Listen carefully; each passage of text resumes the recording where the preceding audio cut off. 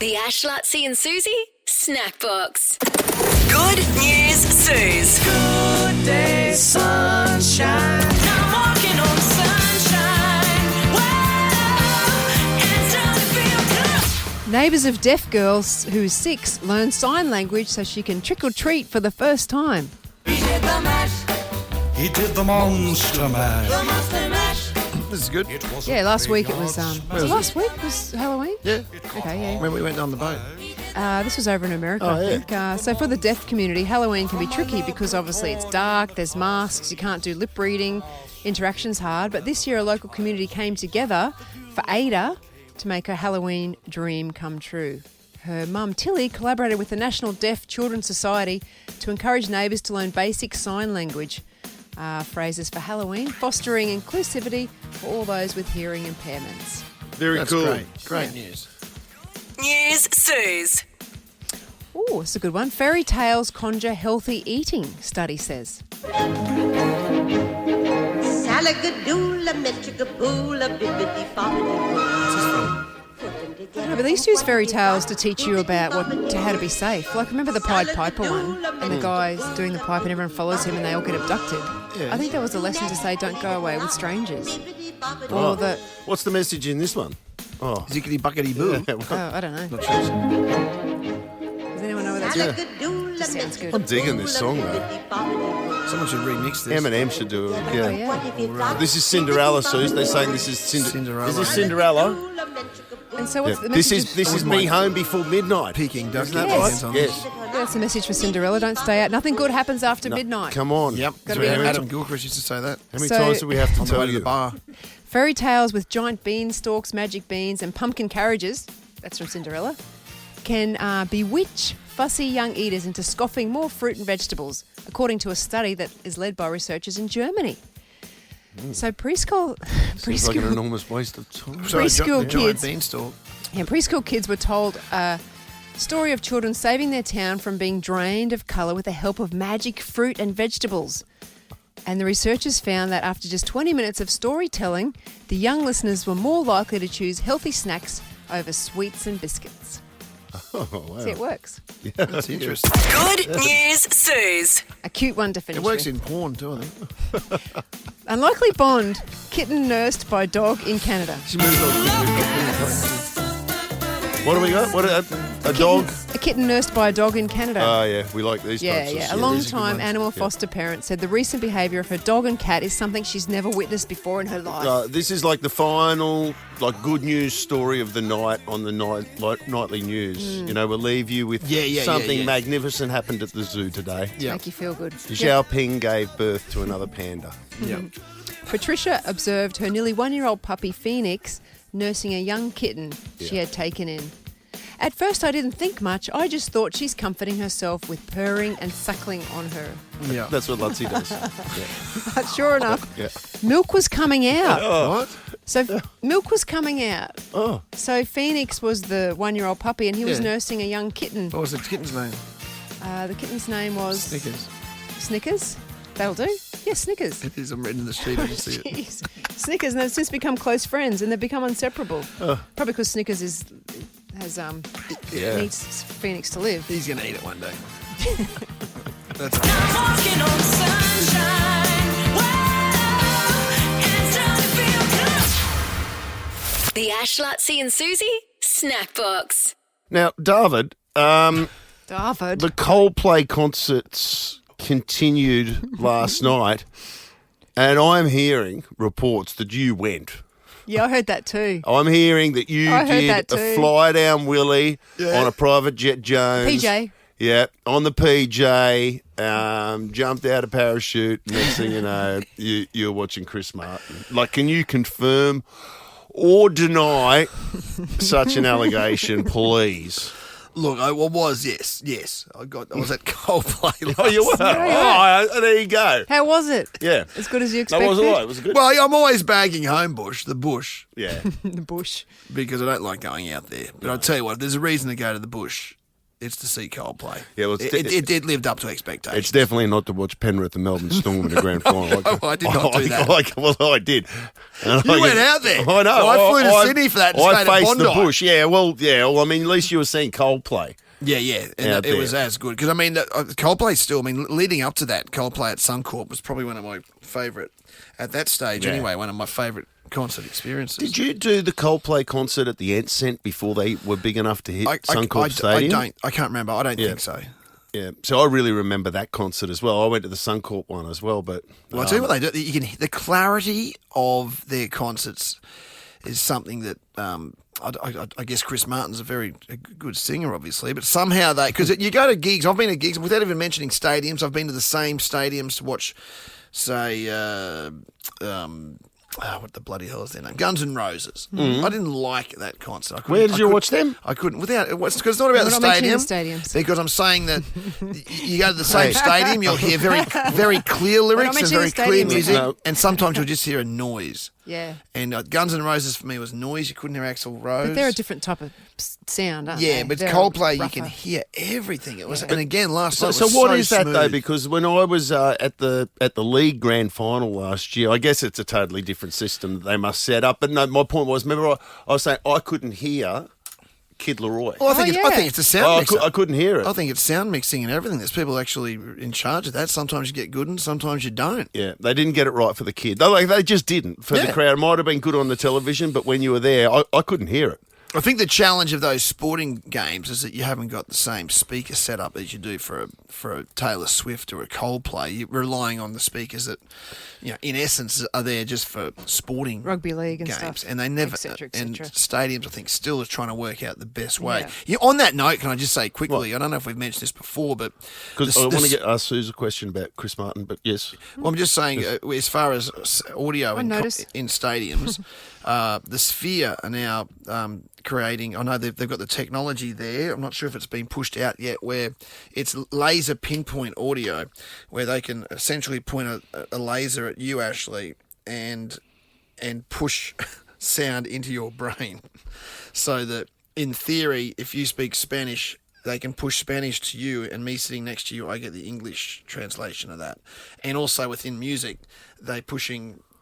You get your own sound, your own experience, like someone's pointing a laser pointer at your face, but it's audio actually, washing over. They're you. doing that now in the Sphere. The technology exists in the Sphere. Oh, that spins me out. It's crazy. That's where we're going with this stuff. It's bizarre. Oh, Suze, I was going to ask you about Chris Martin, just as a as a good-looking bloke. Like, what do you rate? Where do you rate him? Like, is he? He looks Is it just safe. that he's a singer? Oh, He yeah, looks safe What- to me. Yes. He looks like he'd be easy to get along with. Yeah. I was surprised when him and Gwyneth broke Well, up. Gwyneth didn't think so. That's what I was about to say to you. Yeah, she broke up with him, didn't she? Did Did she? she? Is that what Yes. happened there? I think so. Well, I think Gwyneth looks very. I follow Gwyneth on She the seems like Instagram. hard work to me. Well, no, she just met someone else. I think they fell out. yeah. I think they got married Oh. quickly. He was a bit younger than her. I think he was a bit more immature than her. Do you reckon she'd be high maintenance? Oh, absolutely. Do you reckon? Yes. High maintenance. Gwyneth Paltrow. Yeah, I think she'd be high maintenance. Doesn't she too. have all that weird dietary stuff? She's Yes. she's American. What is she? English? American? So she's American. She's what America's is she? Pete She's Evans. American. She's America's Pete Evans. No, that's she what is. she. That's what she is. She is. You reckon? She is. I agree. Yeah, you she's, reckon what? A bit woo, a bit snake oil sales lady. Yeah. Yeah. What? Well, just because you brought out the vagina scented candle. Well, I forgot about that. I did forget about that. How's that a negative? Smells delicious. Oh, you're not joking. You No, can book because yours you- today, goop.com. No, we'll leave it there. The Ash, Lutzi and Susie Snackbox. Do you ever see people that you know that you pretend you don't see them so you don't have to say hello to them? Yeah. Like all the time? Noosa, it happened a lot. Actually, yeah, I do it a fair bit. It happens, but it's perfect when the other person you can tell is doing exactly the same thing. What do you mean? They see you and they pretend not to see you as well. And so the two of you, Well, that's a happy ending. that's good, yeah. Happened to me yesterday. I was in a takeaway shop over at West End getting some takeaway, and I was literally 1 metre away from this guy that I knew. I heard his voice, actually. I was waiting for takeaway and I was on my phone sort of checking it. I heard him answer the checkout lady. Yeah, thanks, love. Yeah, and I look up and I go, that's Gary. oh, that's Gary. Yeah. I'm like, Has he seen me? has he seen me? Yeah. And then he turned around. I'm sure he saw me when he turned around, But I quickly put my head down and he quickly put his head down. Well, do you reckon he made the same judgment call as Yep, you? totally exactly the same. Pretend I didn't see, therefore didn't happen. Didn't happen, yeah. He had headphones in and then I pretended I was just on my phone. I thought, then I was slightly offended that he didn't. I mean, it's one thing for you to be brushing Gary, Yeah. but For him to do who's it back. Gary? Yeah, who's Gary? He's not saying hello to Should be the me. highlight of He his should- he should day be- he to should run be so into lucky. Sue's. That did cross Yeah. my mind, but it was actually a win-win. But I thought, I wonder how often I actually do that. Oh, well, do you know what we saw once? This is a funny one. We saw years ago. We're down at Miami, actually, on the Gold Coast. And so I was with my mate, and he saw one of his mates. I didn't know. He goes, oh, there's my mate, blah, blah, blah. He was across the road. And he was looking at like a real estate office, like looking at, you look at the window. Oh, yeah. And so my mate's rung him, and he's seen the bloke pull the phone out of the pocket, and obviously see the name come up and go, Yeah, I love that. yeah, not now, and then put the phone back in the pocket and continue window shopping Yeah, no. They're not even doing it. doing anything. for like timeshare units Could've- on the Gold Could have Coast. easily taken the call and kept what he was doing. Kept on Yeah. doing what he was doing.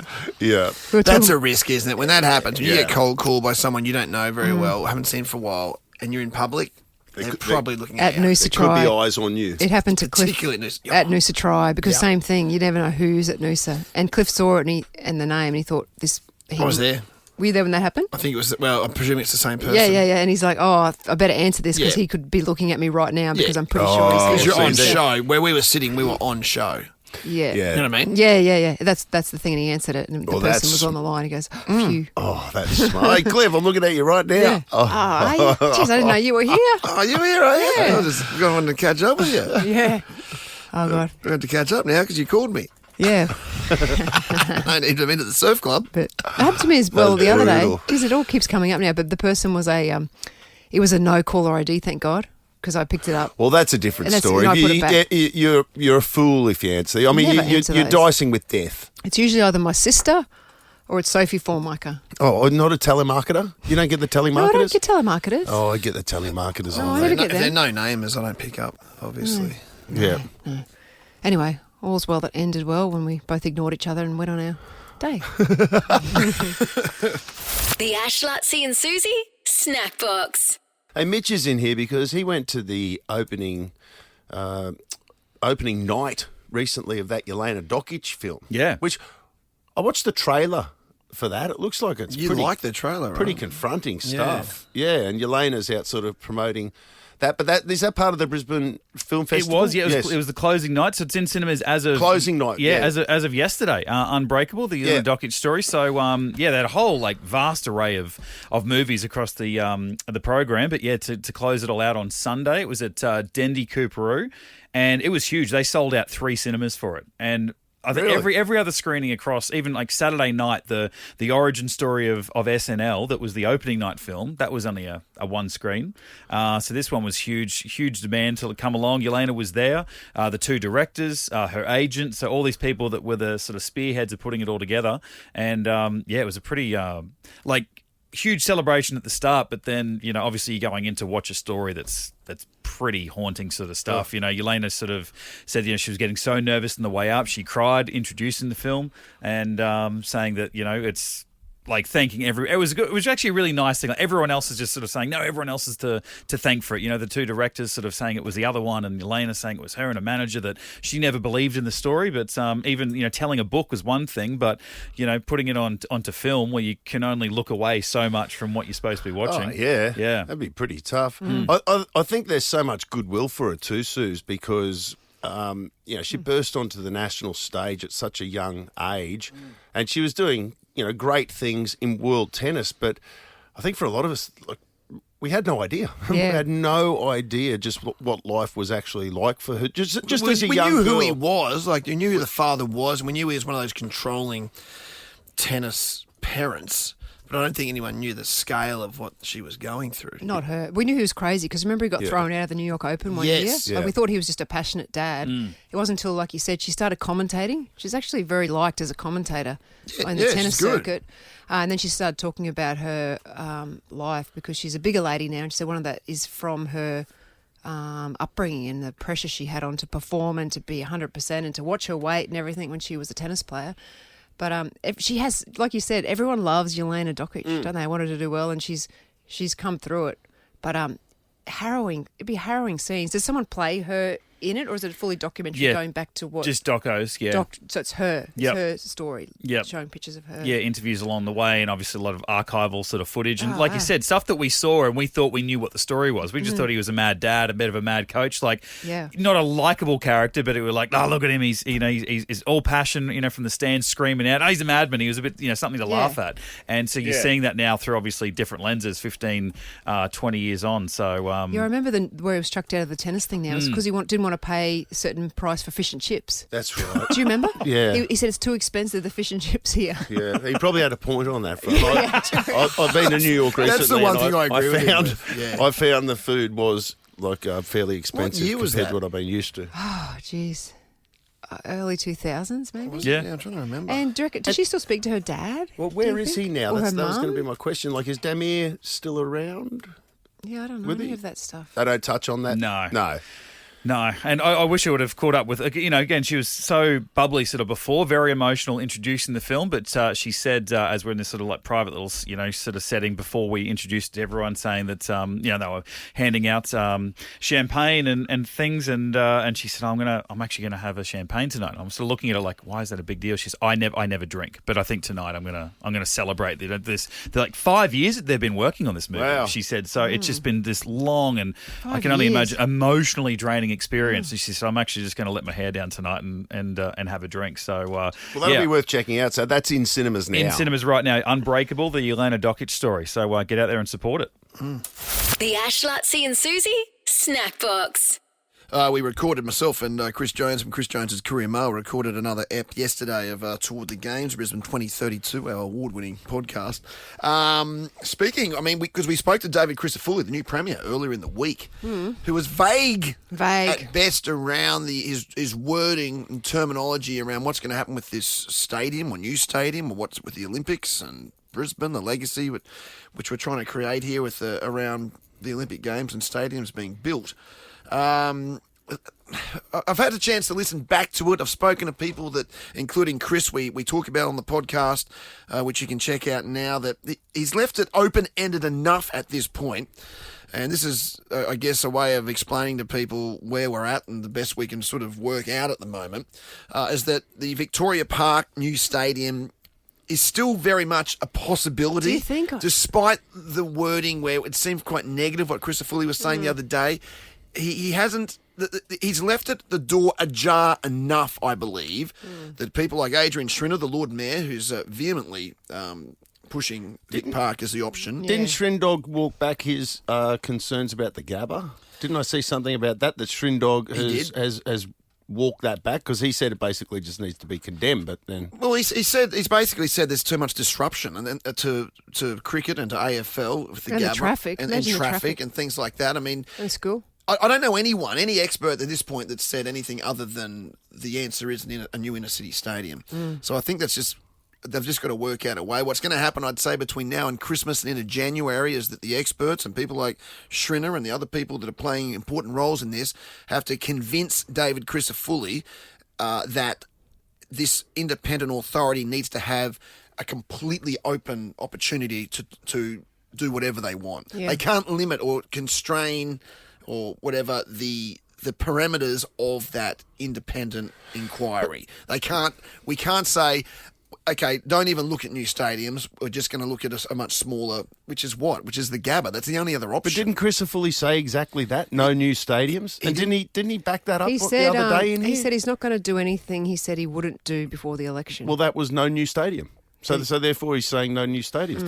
Didn't he say that before? He said You're that. right. He essentially that. said we will follow up what we said beforehand, which is no new stadiums. He did say that. But then how could he say that? But he didn't just say, when we said, say no to Victoria Park, he didn't say, correct. Well, yeah. yeah, no, You know what I'm saying? Define is. Yes. So we're back in political rhetoric world.